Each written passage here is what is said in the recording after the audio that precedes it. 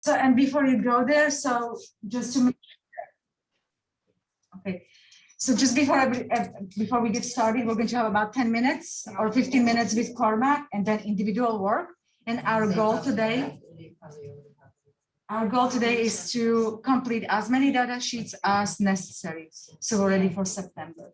Thank you, Cormac. No problem. Hi, everybody. So we're going to kind of pick up where we left off last time in kind of talking through those data sheets that you guys are creating based on the lessons you're activating. And I kind of want to just go through so last time we talked about what a data sheet would look like when it's being filled in, going from baseline to independent responding for a skill acquisition lesson plan. I do want to just finish one more thing off regarding that. It's a little quick exercise just so we're all clear what happens as we move through that process in terms of when we're prescribing the next prompt. So this is again another data sheet. It's nothing fancy, but it's working on a skill for a learner where we're teaching the student to answer and reciprocate social questions. You can see we have 2 data blocks with data already filled out. If you look quickly up at the top, you can see we have criteria to increase steps. So via the prompt, go from the immediate prompt to a 2-second delay, 2-second to a 4-second through the independence. 1 session, 89%. So the first block over here on 10-1, the student performed correctly in 8 out of 9 trials. Okay, all of those were prompted, which is what we'd expect to see because the staff was teaching at the 0 prompt step. Okay, the immediate prompt. So we're expecting to see prompted responses. 8 of them were correct, 1 was incorrect. Trial 9 here in this data block.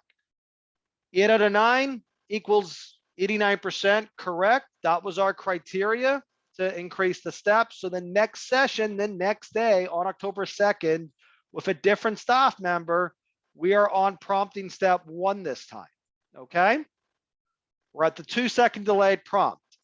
In this next session, the student performs correctly again in 8 out of the 9 trials. He makes 1 error on trial 4. You can see it right there, 1 error on trial 4. The rest of the trials he performed correctly, sometimes independently, trials 1, 3, 8, and 9, sometimes with a prompt without assistance on trials 2, 5, 6, and 7.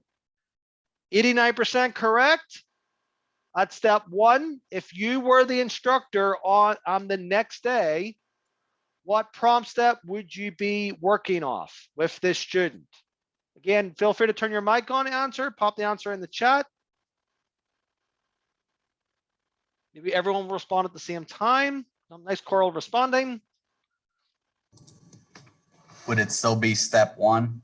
Because 8 out of 9, or with that 1 mistake, he's at 88, not 89%. So you don't move on until he's at 89.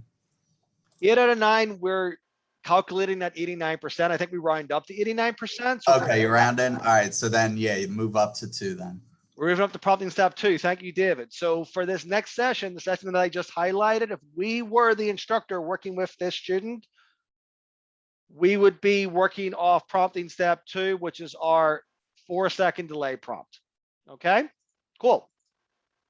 Another example. Here, the student is at prompting step 2 on this data block right here, performs 9 out of 9 correct. Okay, 2 prompted responses, 7 independent correct responses, 9 out of 9 correct, 100%. We're very clearly going from prompting step 2 to prompting step 3 for this session here. When we get to prompting step 3, look at the student's performance. Based on his performance, you're the teacher coming in to work on this session over here.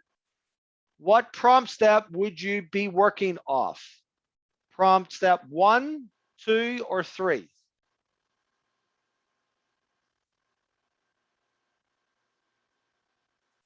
I'm going to zoom out so you guys can see the criteria again up at the top. I'm just going to highlight it. Oh, there's your criteria. 89% correct to fit the prompt. 2 consecutive errors, or 3 total within a session to go back up a step in the prompting hierarchy. Based on his performance on this session, what would you do for the next session?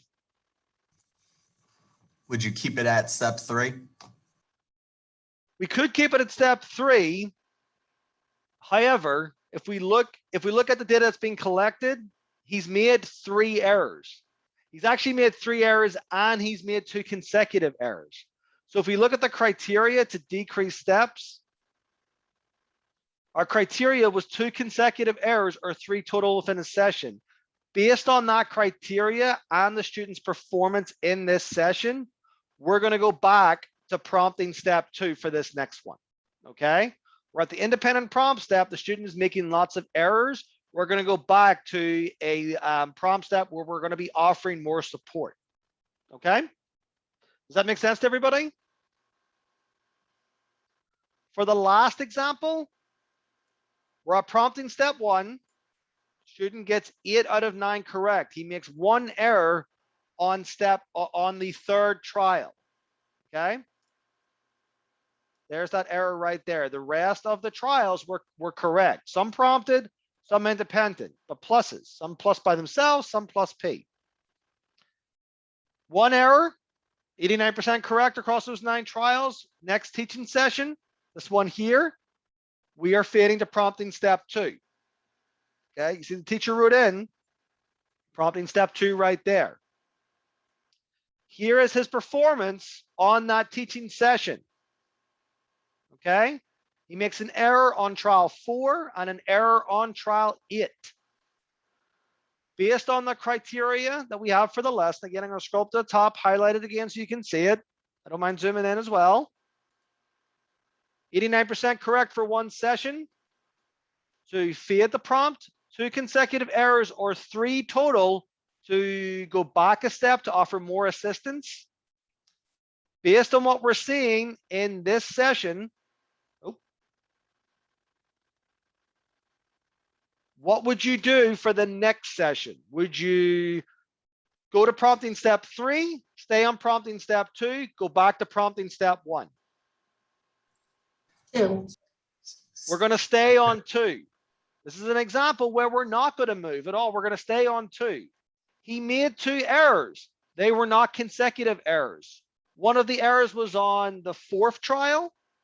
Okay, right there. The second error was on trial 8. Okay, our criteria is 3 across the session. He didn't meet that criteria. Our criteria for fitting or for going back a step in the prompting hierarchy, going to more help, more assistance, is 2 consecutive errors. He didn't meet that. So we're not going to move back to prompting step 1. However, 89% correct is our threshold to fade the prompt, to go from prompting step 2, where we are providing help, to prompting step 3, where he's at independence. He didn't meet that criteria either. 7 out of 9, that's about 78%. We're not at that 89% criteria, so we're going to stay on prompting step 2. Okay, is everyone good with that little prescribing the prompt exercise for our skill acquisition lessons? I see some nods from the camera feeds that are on. Okay, cool. All right. What I want to do next is kind of go through a TA lesson, and then, like Katarina said, we're going to break up into groups. I'm here to answer questions. We're going to leave everyone in the main room, so as people ask questions, I can answer the question for everybody. Okay. So let's talk about task analysis lessons. Task analysis lessons we're using to teach those behavior chains. Okay. Here is a behavior chain that we're teaching using a task analysis. This TA. This lesson is teaching a student to fold their shirt. Okay, there's 7 steps to fold the shirt. We are going to teach each of these steps sequentially. This is the data sheet that we've printed off to teach this, and we have instructors already utilize it and entering or taking some data. Okay, so the first 2 sessions you're seeing here are the baseline sessions. Okay, the student performed 2 of the 7 steps correctly. Okay, but only 2. He could do the first step in the chain, laying the shirt flat on the table, and the 4th step, holding the right sleeve and right bottom of shirt. Okay, all the other steps he could not complete correctly. So we're going to start teaching it. And because he can complete the first step consistently in baseline, we don't have to teach the first step. That's why when the staff started teaching,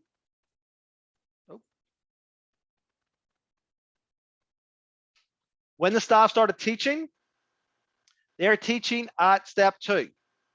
They're teaching step 2 of the chain. They're going to start teaching hold left sleeve and bottom left of shirt. Okay. The prompting hierarchy for this lesson, they're using physical prompting, going from hand over hand to hand over hand with a 2-second delay. Okay. So waiting 2 seconds before they go in and assist the student through the independence, right? So they are teaching, they're going to write down, we're at teaching step 2 in the chain. We're teaching step 2. We're using the hand over hand physical guidance prompt. Okay. They've written that in along with the date, their initials, the setting they were teaching in. Okay. If the student performs correctly with that help, they're going to mark in, they can mark in a plus P. Sometimes, like here, they might mark in what prompt they use. In this case, they wrote in the letter H. Okay. The criteria to move to a less restrictive prompt, so to go from that immediate hand over hand physical guidance to that 2-second delay, is 2 consecutive trials at the prescribed prompt correct. Okay. The student meets this criteria after these first 2 trials. So for the 3rd trial, the staff is going to fade to the delayed hand over hand prompt step. Okay, so they've written in DH. That means that after the student performs the first step, lays the shirt on the table, they're going to wait 2 seconds to see if he can hold the left shirt and bottom left of the shirt by himself. If he does not do that in 2 seconds, that's when they go in and provide their hand over hand physical prompt. In this case, that's what had to happen. They wrote in DH. Okay, they prompted the student to complete that next step. That happened twice in a row. The student met the criteria again to fade the prompt, going from that delayed hand over hand physical guidance to the independent prompt step. Okay, so there's the independent prompt step. Still teaching step 2 in the chain, but now at the independent prompt step, they're not going to assist him when he reaches that 2nd step in the chain, in the sequence of folding his shirt. Okay. Lo and behold, the student performed the skill correctly with no help and did it 2 trials in a row. That's great. That's wonderful. Okay. Does anyone have any questions on how we went from baseline, decided on what teaching step to start with in this behavior chain, and how we went from the hand over hand physical prompt through to the independent physical prompt? Is everyone good with that? I'm going to move to the next slide. What happens, or how we're going to move to a more restrictive prompt. Okay. So here's the same sort of scenario. Okay. But let's pretend something different happened. Again, we ran baseline. Student performed correctly in the first step of the chain in both baseline trials. So, but not a lot of independence correct responding in the other steps in the chain. So we're going to teach him this skill. We're not going to teach step 1 because he can do it. We're going to start teaching step 2 again. In this scenario, first couple of trials, student perform correctly with that hand over hand prompt. Wonderful. Our criteria is still the same for fitting the prompt. Now we're going to go to the delayed hand over hand physical prompt. This time, the student has made 2 consecutive errors. Okay. Because he made those 2 consecutive errors, we are going to go back to the hand over hand physical prompt. Okay. Does that sound good to everybody? I got one more slide and then we're going to stop to finish off the data sheets.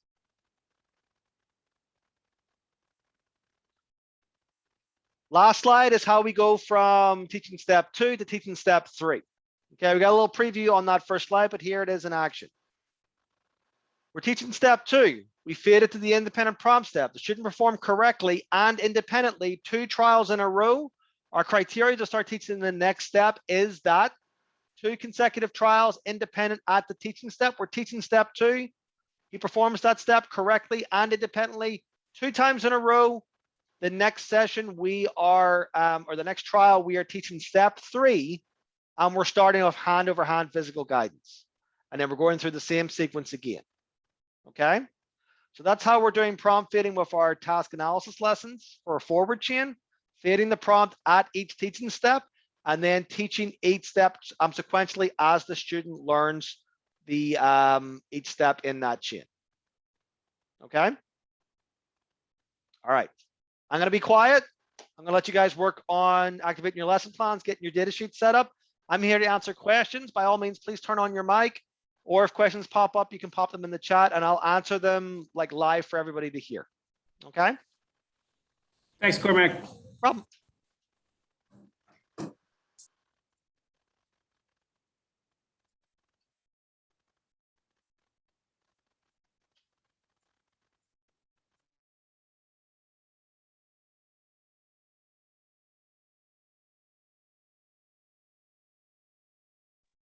Sarah has a question. How do we access data sheets that are saved? Excellent question, Sarah. Let me show you. Just share my screen. Oh, you guys see yourselves. So you should be able to see my screen. Yes. So what we're going to do is we're going to go into the curriculum app right here. And then we're going to get to our students' active lessons, okay? The lessons that we've already activated for our student, okay? So I'm on a student, I'm on a training student, Tom. I could click on view lessons right here, or I could click on learner lessons here at the top using the quick links. Doesn't matter which one I hit, they're both going to go to the same page, okay? I'm going to go ahead and click these active lessons. That's going to bring us to this page. There's Tom's active lessons. These are lessons that I activated from the bank, okay? And possibly have already made some edits to, made some changes to. If I have saved a data sheet for him, I'm going to go ahead and just save one, just so we can go through that sequence. So here's answering questions. I'm going to generate a data sheet first, 1.01. Maybe I added it more additional instructions, okay? Some more text to this data sheet. Maybe I added some more data blocks, like here. Okay, I'm going to hit the save button. Data sheet was saved. Now I want to find that saved data sheet, okay? I'm going to go into the lesson by clicking on the objective number right here. That's going to bring me to the active lesson landing page, which looks like this, okay? There is a widget on this active lesson landing page called Manage Lesson. It's right there, okay? You'll notice this little spanner and a pencil, this little icon. If you click on the icon, the page will reload and you'll come to a page that looks like this. Gives you the full lesson plan. Gives you the lesson materials on the right-hand side.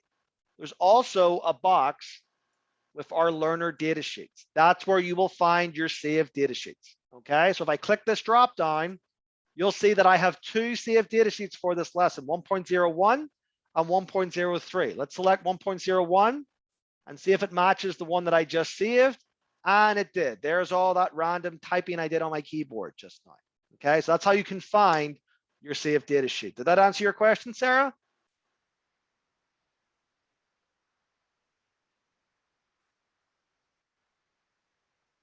Perfect.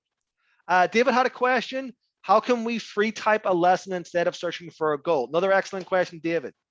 There is a feature on the ACE called Lesson Writer. Okay, you may have come across it, or you may have seen articles related to it in our help center. If anyone has explored the help center, and I've referenced it in a few trainings. Help center has all those how-to instructions on how to do different things around the system. It's a great resource to also explain our teaching procedures. So if you have any questions regarding data sheets, teaching procedures, all that good stuff, highly recommend checking out that help center. Help center is in the app library right at the bottom of the screen. In the help center, you will find a section under curriculum that will speak to Lesson Writer. Lesson Writer is a feature that we offer. We don't offer it to all of our users for all of our accounts, okay? Lesson Writer enables you to David's point, free type a lesson instead of searching for a goal, okay? We recommend Lesson Writer for ACE users who have used the system for a while, who are kind of ACE experts, right? The reason being is we have a pretty large bank of lesson plans. Okay, I know that it's very large and sometimes it can be difficult to find the right lesson plan for the goal, for the objective that you've written for your learner, for your student. However, one of the purposes of having this system, having this curriculum bank, is to save you time so that you don't have to write a lesson plan from scratch. Okay, that you can find a lesson plan that has already been set up, that's been written, that has been peer reviewed, because that's the other process about our lesson plans. They are peer reviewed. They are peer reviewed by master's level BCBAs and special educators in my department and around my program. Okay. So what we recommend doing is trying to find a lesson plan for the goal you have in mind first. Use the resources that I have described in previous trainings. Utilize the help desk. Okay, they will help navigate you to a lesson plan that fits the skill that you're trying to teach. At some point in the future, as you guys get used to our curriculum, as you guys explore our curriculum, as you guys become ACE experts, okay, lesson writer might be something that we talk about with John and Katerina. Okay, lesson writer is a great resource. Lesson writer also includes lesson copy, where you can copy one of our previously made lessons and open up more parameters in the editing page and change some other things. Okay, again, that will be something for us to consider a little bit further down the road, but I'm glad you asked the question. I think it's important. Thank you. I have another question from Kristen. The help desk responses go directly to our spam folders. Just FYI, yes. Katerina has been experiencing this for the last week or two. We were trying to figure out why she wasn't getting the responses from our help desk professionals, and she had to email me. I'm available. I was able to answer her, but I'm not as speedy as the help desk. The help desk is really, really speedy in their responses. So yes, recommend going into your inbox and checking your spam folder. Okay, I sent Katerina a article. It's our system requirements article from the Help Center, and it lists off the email addresses that you should allow in your email setup. Okay, so that they don't get moved to your spam folder. So hopefully you'll be able to fix that on your end with your inboxes and get those replies from the help desk. Okay. If you were sending a ticket to the help desk and they hadn't responded and it's been a day or two, feel free to shoot me an email. I can check in and see if they responded. That's what we did with Katerina. We found out she and I did a little test yesterday and figured out that it was going to her spam folder. Okay. So don't be afraid to reach out to me if you contact the help desk and you didn't get a response. Okay. And Katerina is going to follow up with everybody with those materials in your email.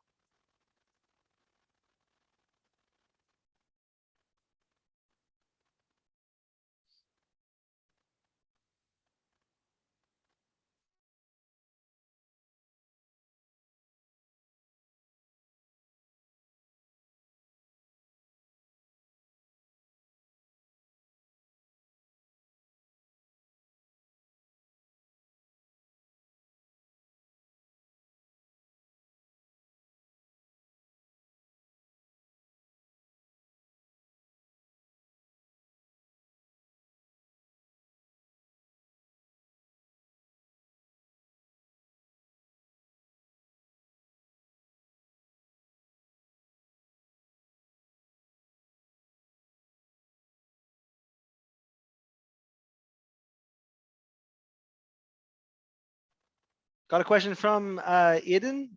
Is there a way for data sheets to automatically fill in the targets? When I did an essay lesson, the data sheets did not automatically populate the targets. Eden, do you mind letting me know which student and lesson you're referring to, and then I can pull it up and then we can kind of problem solve together? Yeah, the student is in 8, Andrew Cookson. Sorry, I was getting a lot of feedback. You might be in the same room as Katerina or Christina, and that's why everyone's mics are on. Do you mind just typing it in the on the chat? Perfect, thank you. Okay, so Andrew Cookson in A138.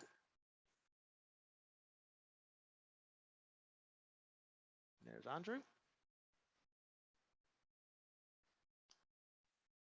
And I assume, Aidan, it's this lesson here, comprehensive health. Yep, Okay, let's have a look at the lesson. I'm just going to open it up in print selection first. Okay. So I see that we have targets for level 1, 1.01, hot stove, straight, not wearing a seatbelt, wet floor, caution tape. Let me generate a data sheet and see what that looks like.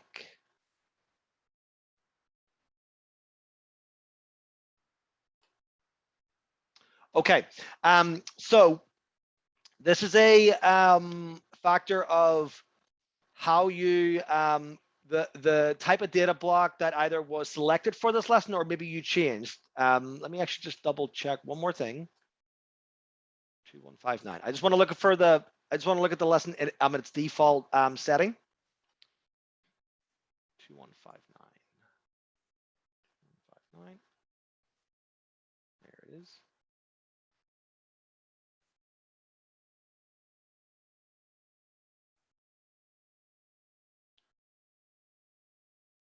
Looks like, yep. So I'm going to go ahead and actually.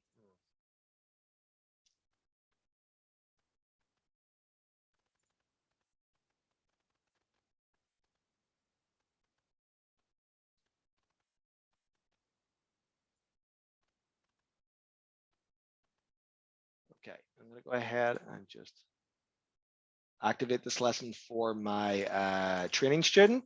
Okay. So I just want to see how it looks when we activate it. Okay. It is 5 trial. Interesting. So there's a 5 trial data block selected for this lesson, and that's what you're seeing on your end. 5 trial data blocks, the ACE won't automatically pop in the array. Okay, the rotation between the targets.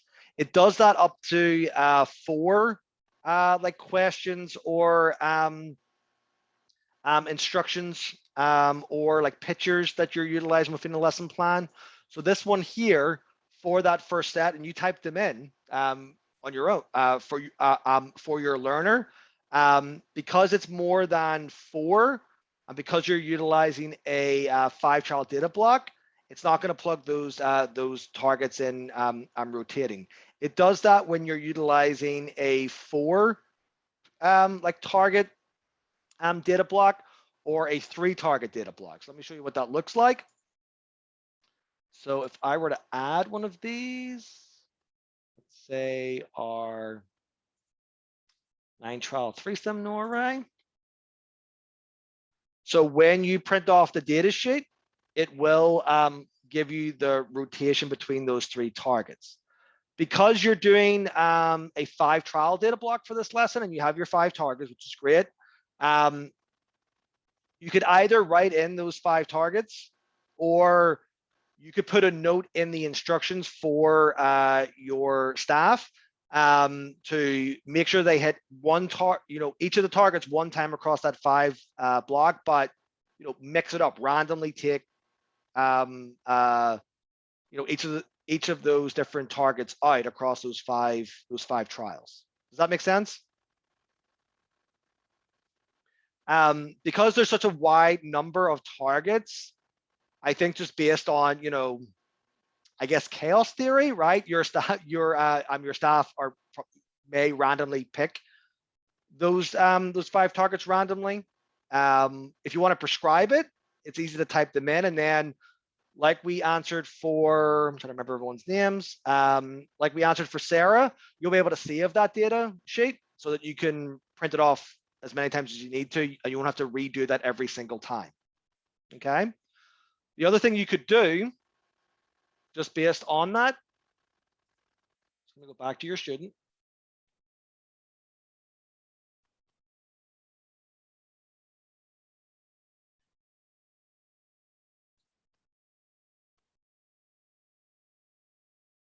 Generating another data sheet is when you add a row, you could, like I said, type the type the 5 targets in: hot stove, straight, not wearing a seatbelt, etc., A, B, C, D, E. Then randomly do them for the next block, and then what I might do if it was me to save myself some time is do this.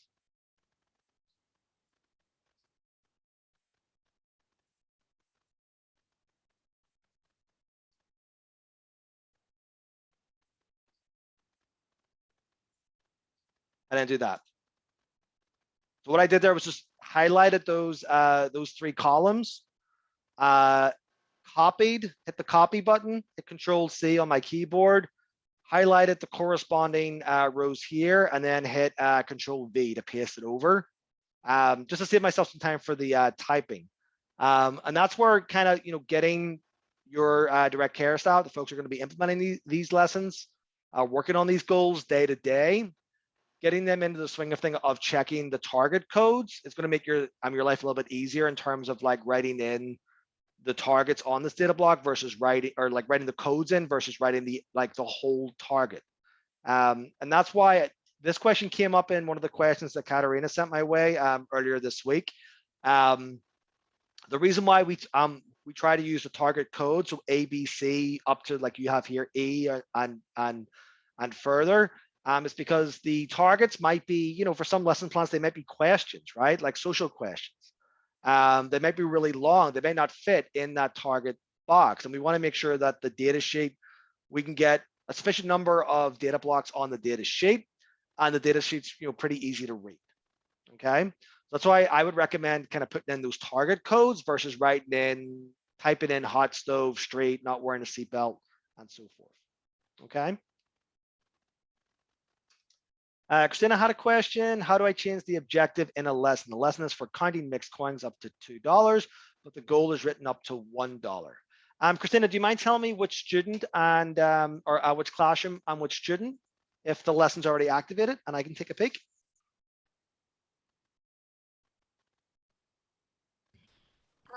Yes, the student is for Gonzalo Carino Canseco. Which classroom are they in? B110. B110. Perfect. Thank you. Oh, there he is. Okay. 2 active lessons. Wonderful. And count and construct mixed coins. This one here. Perfect. Okay, let's have a little look at the lesson first. Okay, learner will count and construct mixed coin up to $1. Okay, and you want to get it up to, you want to work on. So is your goal counting up to $1, or is that what you want to work on with the student? So my goal is up to $2. Okay, perfect. In there, it only goes up to $1. Okay. Let me do this. Let me see if I can find another lesson that would count higher than $1. That might be more appropriate than this one. Let's see. That one was 1534. Let's have a look at 1540.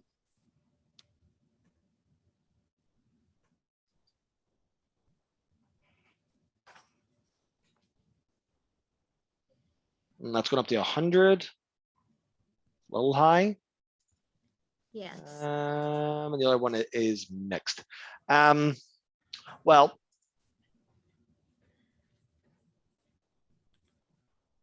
what you could do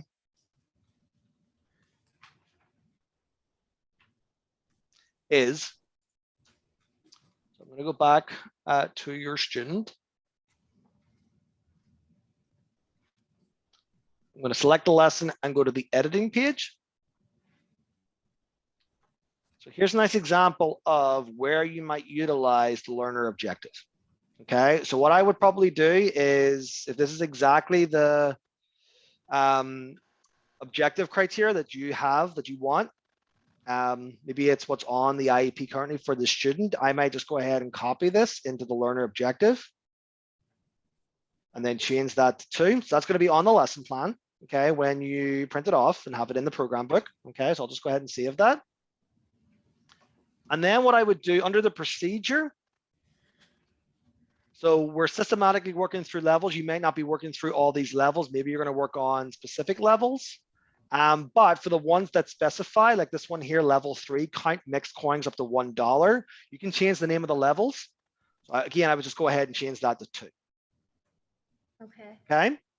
Because I don't see anywhere else in the like in the teacher behavior instructions where it says, you know, present coins up to $1. Okay, it's kind of leaving it open because I would imagine when we go to the instructional plan,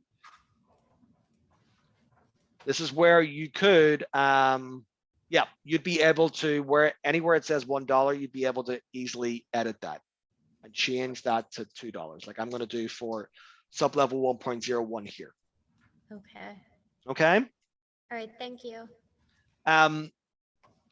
Based on my quick look, this looks like the best lesson for what you're trying to accomplish in terms of teaching the student to count with coins up to $2. Did you try reaching out to the help desk? I know responses may have been going to your spam folder, but did you try reaching out to the help desk just to see if they had a better lesson plan maybe to utilize? I have not. I've not. Don't be afraid to reach out to the help desk. They are more fluent with the curriculum than I am. I have my favorites, right? There are favorite lessons that I utilize when I'm doing trainings.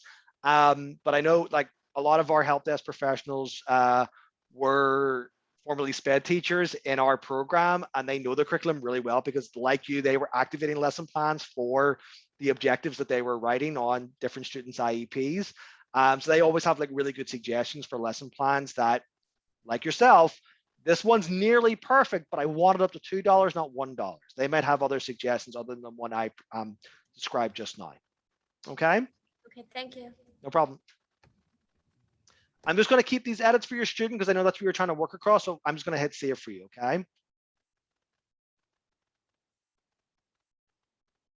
I'll get out of it now.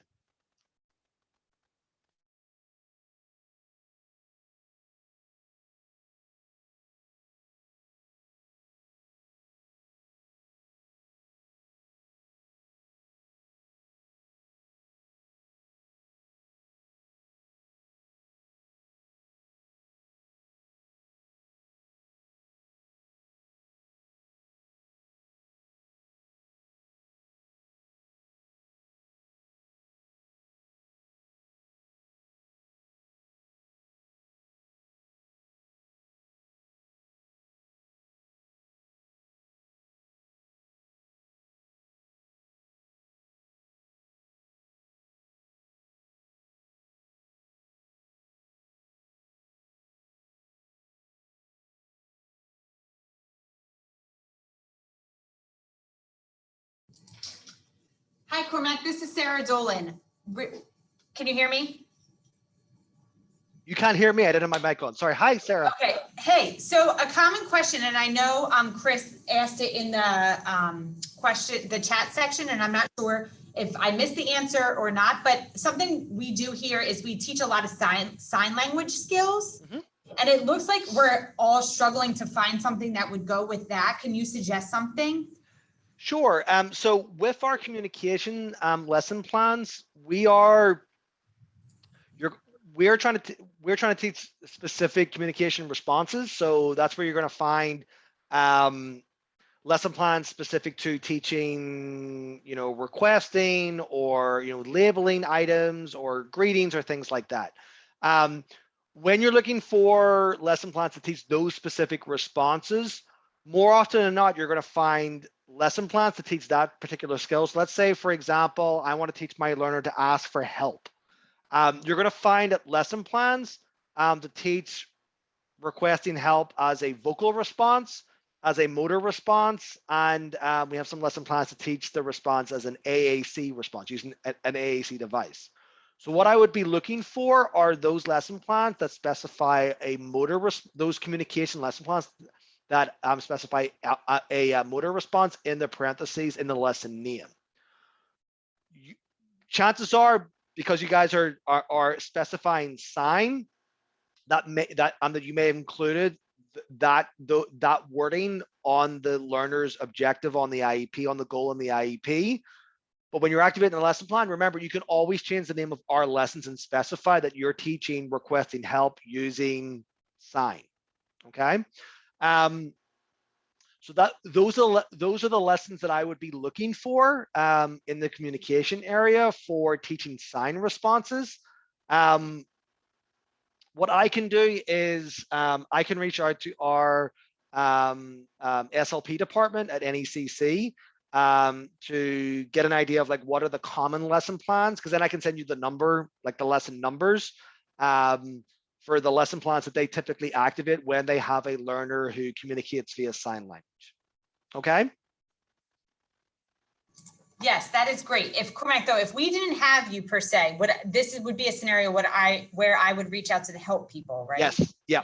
Okay. And I think, and I'm glad that Katarina and I have like realized what the problem was when she was contacting help desk. I was going to spam folders because they are the resource that I want you guys to be able to utilize when you're looking for lessons for your kids' goals, right? You're not finding the lesson plan that really matches up to the goal you've written. Sign language is a great example. Chris's example with the counting coins values is a really great example of here's some lesson plans that are kind of there but not quite. Is there a better one before I commit to this one, right? Help desks are really good at providing some of those really good suggestions. And they're all, like I said previously, they were in your position at our center very recently. A lot of our help desk professionals, were, a year or two ago, 3 years ago, were the special educators for a team of students, a team of clients at our facility. So they are very used to going into the curriculum and finding specific lesson plans for the goals that they're written that might not totally match up with what's already there, but they have good ones that will require the least amount of work from you to edit. And that's the whole point of this. We want to make your job as easy as possible. Chris asked a question just related to that. I specifically need a kid to use ASL to communicate vocational terms. What should I look for? Chris, is it to ask for vocational materials or to comment on them? It's vague. Chris, sorry, it was a huge echo there. Do you mind just typing it in the chat?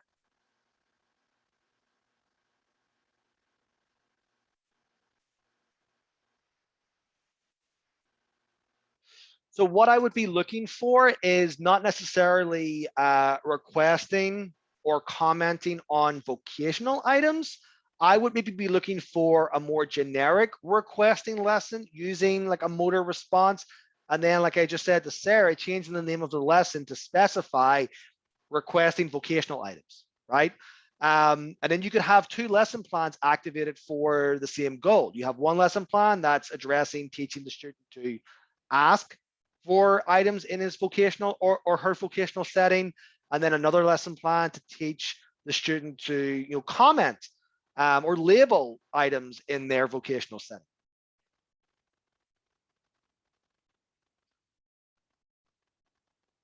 Rachel had a question. How do I delete a data sheet if I decide I don't like it? Rachel, just to be clear, I'm always trying to translate what we're talking about. When you say lesson plan or when you say data sheet, do you mean a whole lesson plan that you've activated for a learner?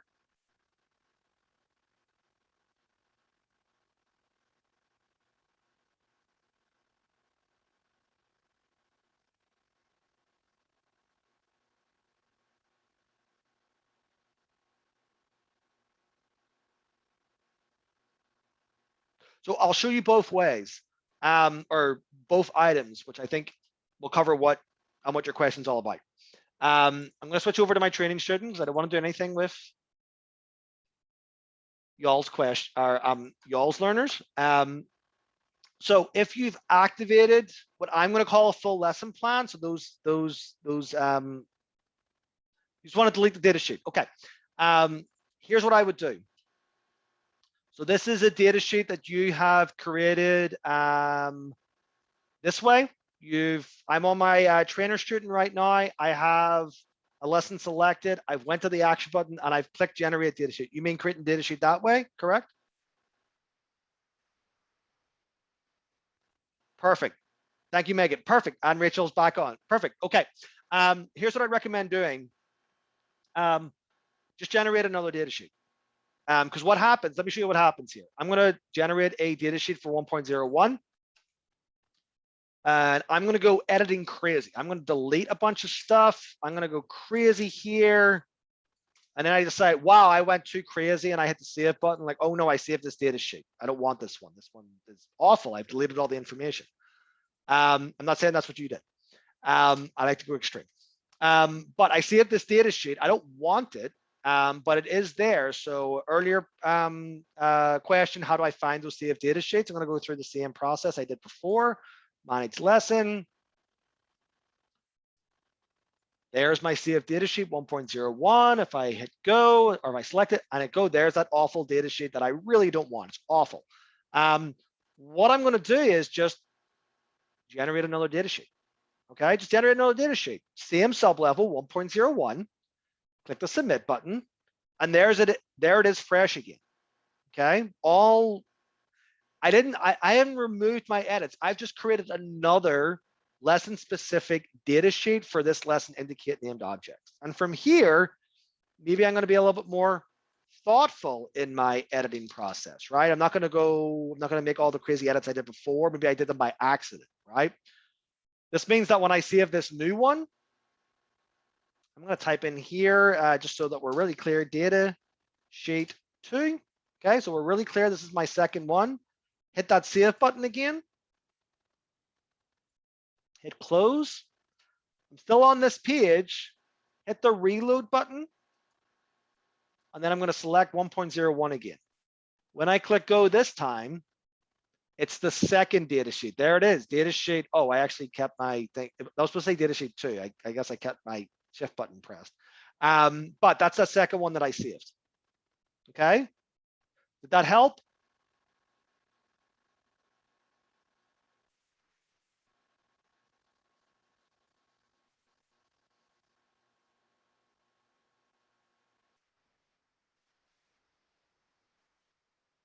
Perfect. I have another question I just want to go back to. Scott, would there be one goal for adding and subtracting numbers, or is it better to do them separate? You know what, Scott? I don't know. Let's have a look. Let me go into searching for the bank. And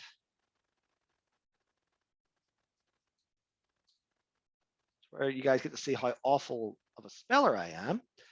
I'm just going to type in addition first and see what happens. So let's see, simple addition with multiplies, simple addition with tally marks, math fact fluency addition, simple addition. So right now it's looking like it is separate. Oh, solve simple word problems, add and subtract. Let me just have a quick look at this one. Given an operation on label, write number sentence. That's not really capturing what we're looking for. Let's see if there's any others. Interspersed math facts. Let's have a look at that one.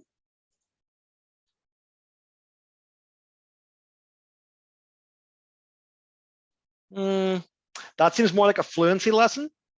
Maybe because it's known addition, but if that's what you're looking for, that might be good. That might be something that you look at once you teach the addition skills and the subtraction skills. Maybe you want to work on fluency and intersperse 1 + 1 versus 2 take away 1 and so forth. Let me just see if there's any other ones.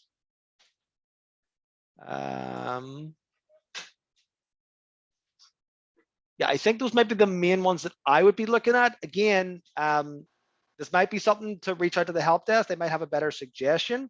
If you're teaching the subtraction and addition from scratch, I might consider 2 separate lesson plans. You can always activate multiple lesson plans that have the same objective number. That's okay. easy to do that. It's fine to do that. That one that I just looked at, that interspersed math facts, might be a good generalization and maintenance lesson once if you're teaching that skill from scratch, teaching addition and subtraction from scratch. No problem. I just got a prompt from Katarina to end here. Guys, I hope this was useful. Thank you for your questions. I think this was the most productive Q&A session that we've had. A lot of people were asking good questions there. I hope the answering specific user questions helped others who maybe had similar questions and didn't get a chance to ask them.